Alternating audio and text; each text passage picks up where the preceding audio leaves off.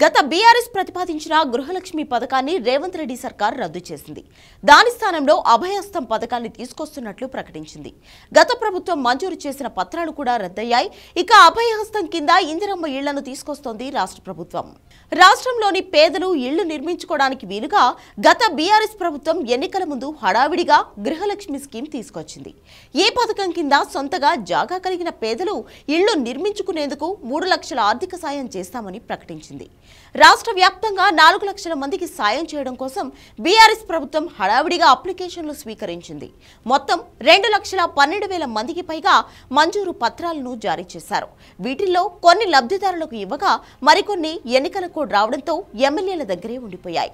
కానీ కాంగ్రెస్ ప్రభుత్వం అధికారంలోకి రావడంతో గృహలక్ష్మి స్కీమ్ను రద్దు చేసింది. ఇప్పటికే జిల్లా కలెక్టర్లు జారీ చేసిన మంజూరు పత్రాలను కూడా చెల్లుబాటు కావని ప్రకటించింది. ఈ పథకం స్థానంలో అభయహస్తం పేరుతో ఇందిరమ్మ ఇళ్ల పథకాన్ని అమలు చేయబోతోంది రేవంత్ రెడ్డి సర్కార్. ఇందులో ఇంటి నిర్మాణానికి 5 లక్షల రూపాయలను లబ్ధిదారులకు అందించబోతున్నారు. 6 గ్యారంటీల హామీలో భాగంగా ఈ పథకాన్ని అమలు చేస్తారు. ప్రస్తుతం నడుస్తున్న ప్రజాపాలన కార్యక్రమంలో అభయహస్తం పథకానికి పేదలు అప్లై చేసుకుంటున్నారు. గత ప్రభుత్వం ఇచ్చిన గృహలక్ష్మి అనుమతి పత్రాలు రద్దవడంతో ఆ లబ్ధిదారులు కూడా మళ్లీ ఫ్రెష్ గా ఇప్పుడు అప్లై చేసుకోవాల్సి ఉంటుంది.